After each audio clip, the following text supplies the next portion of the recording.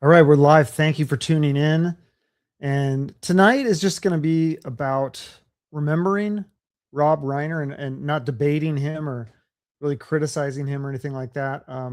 Just going to let the audience kind of think for themselves what they think about the things I'll talk about. I kind of want to reflect on some of the. Obviously, I'm going to update you guys on what happened and just reflect on some of that stuff and talk about how he was just like his legacy. He was such a great storyteller. He believed in characters, emotion, and all that kind of stuff. And his films shaped generations. And we're going to talk about that and kind of like how maybe society has changed with movies and how celebrities have opinions and all that. We'll talk a little bit about all that stuff. But yeah, the first things first, we got to talk about what happened. So you're on the live stream last night. We just said we don't know. They found two bodies. Weren't even sure if it was Rob Reiner and his wife. Obviously, that was confirmed shortly thereafter, and I could share this article. They're still getting updates about what's happened. Let's see. This one is this the one about? Okay, so the son Nick was found near USC 6 hours after his parents' bodies were discovered in Brentwood home. I mean, that's a picture of him. He looks different than the pictures going around that I've seen.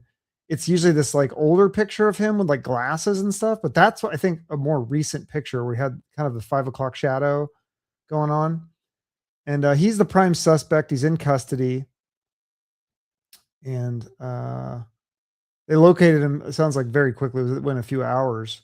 So he allegedly he was the 32 years old. Nick allegedly left his parents' home in Brentwood and traveled a short distance away, where he was ultimately located by police. Authorities were able to quickly locate him near the campus around 9:15 on Sunday night. So, okay, so they reached out to. Okay, yeah, so that's all. But so what I heard too is this other part of the story is that there was a big fight between him and his parents at Conan O'Brien's Christmas party, which is crazy. So that I kind of want to see if I can get up that article. I don't know if we have any details about it.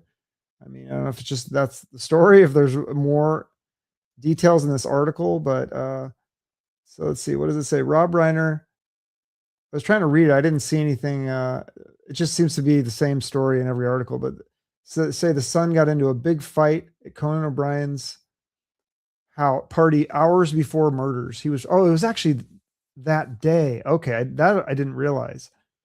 Wow, that's crazy. So they got into a big fight in the Christmas party hosted by Conan O'Brien on Saturday night. Oh no, so that would have been the day before. So then they were found Sunday afternoon. Oh, but he allegedly could have committed the murders that night, and they were found Sunday. Okay, so they got into a very loud argument at the Christmas party hosted by Conan O'Brien. Two sources confirmed to people that Reiner and his son got into the argument at O'Brien's party. One of the sources tells people Nick was freaking everyone out, acting crazy, kept asking people if they were famous. Rob and Michelle, 68, then reportedly left the party after the argument, according to TMZ. The couple were found slain in their Los Angeles home on Sunday, December 14th. Sources previously told people the couple was discovered by their daughter, Romy. The Los Angeles Fire Department was called to the Reiner home around 3:30 p.m. Okay, they discovered him. Nick was later arrested and charged with murder and is now being held without bail. Okay. Okay, so this was interesting. Nick has previously spoken about his struggles with addiction and homelessness beginning in his teens. Reiner's middle child told people in 2016 that he cycled in and out of rehab beginning around age 15. As his addiction escalated, Nick said he drifted farther apart from home and spent significant stretches homeless in multiple states. Okay, and I think I saw another article. I've been reading a lot of articles about this, and there was another one that said he did cocaine and heroin, which, I mean, those are pretty hard drugs. We're not talking about like a little weed or something. So that obviously had something to do, I would assume, with his behavior, because people don't act like that. I mean, maybe he was just drunk. I don't know, but obviously he had some substance issues. The other part of the story that's really interesting is that Billy Crystal and Larry David were there, which is, I guess it's not that crazy because they were, Billy Crystal was like his best friend. But I had heard that Billy Crystal showed up to do kind of like a wellness check or something. So But then it said the other article said the daughter found him. So maybe he just showed up. Maybe the daughter called him, or maybe somebody tipped him off and he showed up, and they said he was in tears. I mean, obviously he'd be very upset and sad. Billy Crystal's 77. Wow. Larry David's 78. So they're all around the same age.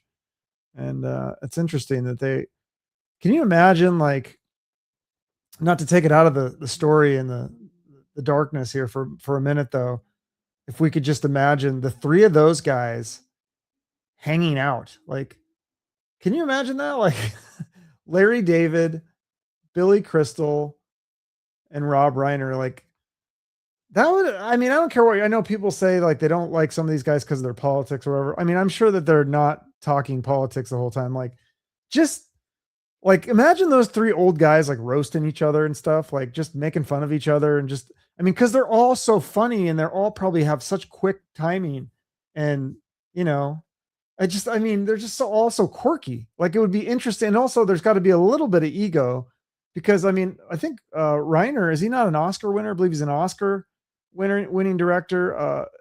They've all got their awards and stuff. They've all got their accolades and their box office and all that stuff. I mean, there's got to be some ego. Like, it would be an interesting dynamic to have that. I would love to have been a fly on the wall with those three. I would have loved to have like the three of those guys on my podcast back when I had a podcast. I was doing interviews.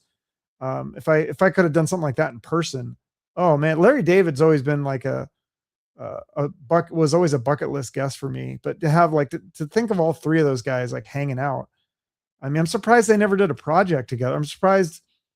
Did Billy Crystal and Rob Reiner ever do Curb Your Enthusiasm? Like, I'm surprised he didn't have them on. Like, that would have just been fun. I would just do that. I would work with my friends. Pretty horrific. Yeah, very horrific. And yeah, laughs all the time back then. Yeah, I mean, I'm sure that was probably, yeah, it'd be interesting they were kind of like almost private, their friendship. I mean, I figured probably Billy Crystal was friends with them, but I didn't know Larry David too. Like, that's kind of crazy. And so the fire department was called. So they show up. Yeah, I mean, the bodies were discovered. Just a horrible, horrible tragedy. So it's interesting, like, when I'm talking about this last night and getting comments, a lot of guys were saying that it's interesting to see the generation thing, because if you're a little bit older, you remember him from All in the Family. I've never watched that show. I've only seen clips of it, but it looks hilarious. I think I need to go back and watch it, because a lot of people said that they loved him on that show, and he acted in a bunch of movies and stuff too. But I mean, to me, he was always like, I knew him mostly as the director of Stand By Me and Misery and Few Good Men and This Is Spinal Tap and all that stuff. Yeah, those three guys, definitely those three guys together would be amazing. But it's interesting too, because there was I got a lot of comments last night about, somebody said, I don't know if the person is here now. I don't want to call him out or anything, but somebody said that he had laughed at Charlie Kirk's murder. And I was like, whoa, no way, really? So I tried to find it on X, and I couldn't find the clip on X of him laughing at, posting something on social media. And I think he deleted his X like after Trump won the election or shortly thereafter. So I don't think he's been on X. I don't think he was on X when Charlie Kirk was murdered. But I did find this clip, and I'll share this clip. It's really short. And I mean, this is his like legitimate. I mean, I don't know. Maybe he's laughed behind closed doors, and maybe this is acting. I mean, he is an actor, so I don't know. But he seems genuine in this. And to me, this like made the most sense. But I'll play this short clip here on from Pierce Morgan. Hopefully you guys can hear the volume. I've got the volume turned up, I think, I hope.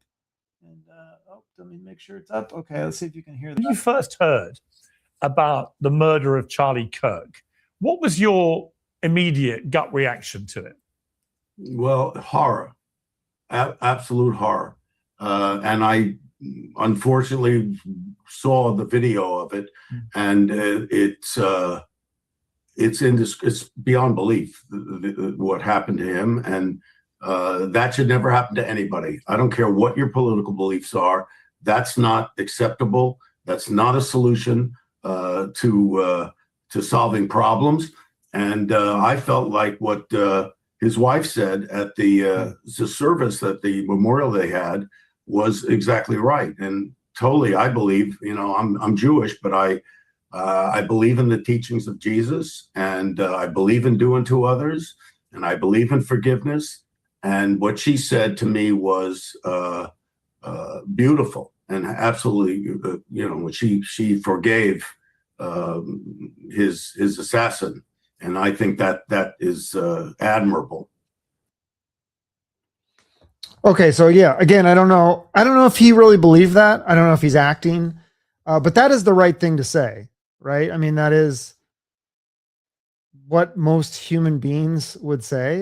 You can disagree. I mean, that's how we used to be as a country. Like we used to disagree politically, but then we got along and it was fine. And I guess the interesting thing too is that you used to not usually know a lot about celebrities' political beliefs. Like I guess unless you read, a magazine or something, or maybe they would occasionally do a TV interview, but it wasn't like now where everyone has a platform where they can just say things online and post it like immediately in real time.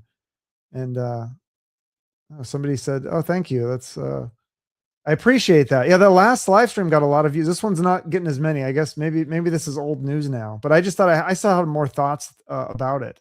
So let's see what I can hear. Just okay, good. Yeah, that was a nice thing to say. I know he's very critical of our president, and then our president put out a statement today, and I won't, but you can Google it if you want to. But I read it and I was like, oh man, this is bad. This is not good. And then it's funny because he posted on Truth Social, and I was like, oh God, are people gonna be like, yeah, yeah? And every comment I read on Truth Social was like, dude, I love you, bro, but like you got to take this down. Like this is not good. This is not good. There was very few people that were like, yeah. I don't think there was anybody on Truth Social. I did see an occasional thing on maybe on Twitter or something like that of somebody saying, some people just, they'd like to be combative and say like, well, he did call him a Nazi and all that. And so I don't know, we go down that rabbit hole and all that. It's like, dude, the guy's dead. Like this is a tragedy. There's no sense in people, what do they call it? Like dancing on the grave. Like, and yeah, I don't like seeing that. I didn't like seeing it when Charlie Kirk died either. I mean, there were some really horrific things when Charlie Kirk died. And I was like that. And that was scary because you saw the video and you saw it in real time. And also Charlie Kirk was a lot younger. I mean, he still had a lot of life to live. So I'm glad that most of the country is not doing that, this time. And that's good. And I'd rather just remember Rob Reiner as a great storyteller and as a great entertainer. And I mean, he gave me many, many hours of entertainment. And some of the movies that he made too, like they made you think. We watched my girlfriend had never seen A Few Good Men, so we watched that the other night. It was the edited version, which is always funny because there was a scene where Tom Cruise is yelling and he's like, you know what? I don't like you and you're a lousy softball player. And I was like, okay, I'm pretty sure that's not what he said in the R-rated version, but great movie, great storytelling. And that's an interesting movie because I guess it kind of is political because he kind of debates like with the military and stuff, like, do you want to give them a little bit of power, extra power to kind of do what they need to do in order to keep us safe? Would you rather just not know about it? Or would you rather have everybody play by the rules, even if it means maybe we're going to be a little bit less safe? And that goes to the whole thing with, and that's a whole rabbit hole you could go down. But at the time when that movie came out in like 1982, like to me, that was kind of like a novel idea. It was that screenplay was written by Aaron Sorkin, who did West Wing and a bunch of other stuff. But yeah, that was a good movie. I really like, I think Rob Reiner has said that his favorite movie is Stand By Me. And I was reading something last night about how at the premiere, Stephen King was like, he like walked out or something. And Rob Reiner was like, oh shit, like, did he not like it or something? And then Stephen King was like teary eyed and was like, that was the best adaptation of any of my work ever. So yeah, I mean, and I think, did he win an Oscar for that? He should have. I mean, that was definitely a masterpiece. I don't know if sometimes they don't give you the best picture Oscar, but maybe he won best director or editing or something. I mean, that movie was so good, like, and such good acting. Will Wheaton and Jerry O'Connell, and sadly, another person that's passed away, River Phoenix. I was reading too that I didn't know Rob Reiner was best friends with Richard Dreyfuss, and then because Richard Dreyfuss is like the adult in Stand By Me, the adult version, kind of the storyteller. And so that's kind of cool. Let's see. What else can I talk about? Oh, Rob Reiner was good friends with Robin Williams. Okay. So, and that's another guy passed away from suicide and suffered with depression. So that's the other thing I wanted to talk about was the mental health aspect of this whole thing, because obviously the son was suffering with some mental health stuff. And, yeah, I mean, I feel like I can comment on that. I'm a counselor. I worked in the schools for 17 years. I worked with a lot of teenagers. I worked with a lot of families who are struggling. I've struggled with my own mental health issues. I know I have a lot of friends and family members who've had mental health. I mean, what does that even mean? I kind of hate that term because it's so clinical. Like, oh, mental health issues. It's like, you're a human being. Do you get sad? Do you get anxious? I mean, I guess there are some people that feels like they never have to deal with that shit. And like, that's like amazing if you can have that kind of life where you don't have to ever get sad or ever get angry or depressed or any of that, or like, scared. Like if you are able to control your emotions, that's great. But I feel like a lot of people struggle with that quite a bit, or at least a little bit. Right. So, I mean, I don't even know that necessarily always we have this thing where we have to diagnose everything now, and everything's like a mental health. Oh, this is a mental health issue. They tried to diagnose me in college with, put me on medication and stuff. And they're like, oh, you have this disorder. And I was like, looking back, I'm like, dude, I didn't have a disorder. I was a worrier. I'd had anxiety. I didn't need to go on medication. I needed to probably change my surroundings and my environment and do something like this that I love, because this is my new therapy. I don't need a drug with live streams. I just come on here and I just tell the world what I think, even though no one's really listening. Actually, I'm getting some comments. I got a few listeners. Good evening, Chuck. Good evening, Skylar. Enjoy watching your shorts. Yeah, I try to do more shorts because I know people don't have all the attention to listen to an hour-long podcast or, live stream. So I appreciate that. Favorite All in the Family. See, that's the thing. I've never seen a full episode of that show. I need to go back and watch it. If anyone can tell me what streaming service it's on, I would love to go back and watch it, because I've seen clips and it looks really funny. And especially, I feel like it would be the clips I've seen. I'm like, oh my God, this is like, we're living in, the show was in the 70s, I think, but it seems relevant to today. Like Meathead is like, he's a lib, and the girlfriend's a lib, but the dad's like a total, like, I guess he's a bigot or he's conservative or racist. I don't know, but it's like the dichotomy between the two of them is hilarious to me. I think it's like really funny. And it's kind of what's going on right now politically. It's like very like, supercharged or whatever. Like I think it was at that time in the 60s and 70s. And then I feel like it kind of died down in the 80s and 90s and the 2000s. And now we're back. So let's see what go drop kids. Oh, regardless of your political or religious beliefs.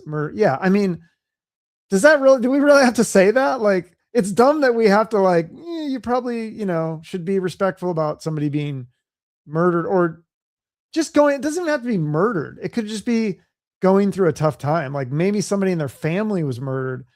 I mean, that's the thing about, the politics is like WWE and everybody wants to dunk on everybody.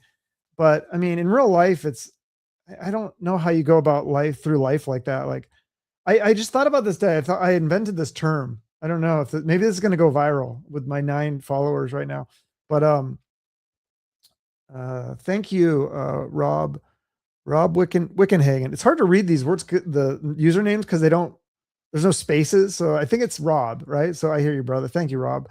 But I thought about this term today that I was like, you know what I am like, everybody has to like put you in a category and like, you're this or that. It's like, I'm a nice supremacist. I love nice people. I don't give a fuck like what color your skin is or like, how tall you are or short or what religion or I don't care about any of that stuff. I just don't care, but I do like people that are nice. And I love interacting with people throughout my day, like going to the gym, going to the store and or sometimes even online. Sometimes people are nice. Like you guys are all being nice, but I love people that are nice. It just puts me in it. And then it's funny. It's like, if you're happy and you're nice to other people, they usually return that back to you. And if you're angry and combative, then then they're usually going to return that to you. So I don't know. So back to what this whole thing with Nick Reiner and his dad, Rob Reiner. I don't know what Nick was going through, but I'm sure that he woke up the next day after this and was like, oh, fuck, what did I do? There's no way that you look back on something like that. I mean, assuming that he actually did it, I don't know if he's been proven.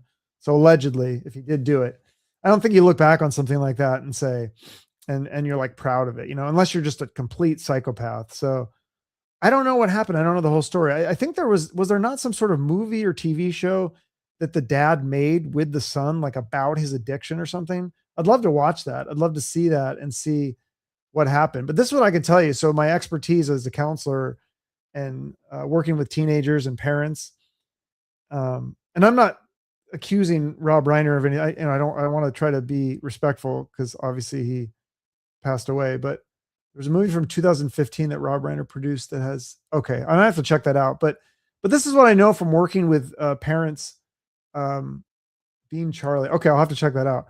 But this is what I know from working with parents in the schools is that, I mean, there's like basically two types of parents. There's like the helicopter parent that's like just all up in their kid's business and they don't want their kid to struggle, right? They want to fix every problem for their kid. And then there's like the opposite of that, which is just like, I don't really give a fuck. Like I'll let my kid do whatever they want. And, they don't care. Like they're so busy trying to survive or dealing with their own shit that they just don't have time to give attention to their kids. So they don't, and both of those are terrible. And then obviously there's so many degrees in the middle and stuff too. But I feel like a lot of parents struggle with going too far one way or the other. Either they're too involved in their kid's life and it's like hands on and they're like a puppet master trying to control their kid's life, or they're just too hands off and they're just letting the kid run free. And that's not good either. So I don't know what parenting style Rob was, but I mean, it's hard. I'm not a parent, so I can't criticize anybody. I'm just saying that's what I saw as a counselor. And it's funny because some kids didn't have a lot of structure at home or a lot of help from their parents, and they did very well. And some kids had a lot of that, like where the parent was doing everything, and some of them did very well, and some of them didn't. And also, I didn't know where they went later in life. My guess is if your parent is always trying to bail you out and solve your problems, it doesn't bode well for the future. You might get through 7th grade algebra class with a B, but that's not going to help you later in life when you struggle. You have to learn how to struggle, and then you have to learn how to deal with it. I think that's something that we all have to go through. So, and again, I'm not trying to judge Rob Reiner, but it is just something that, and I feel like it's something that people don't ever talk about with these issues, like with the drug and alcohol addiction, the mental health, all this stuff. We don't really talk about the root cause and the reasons and the strategies for parenting and things like that. Like that's something that should be, I think, talked about more.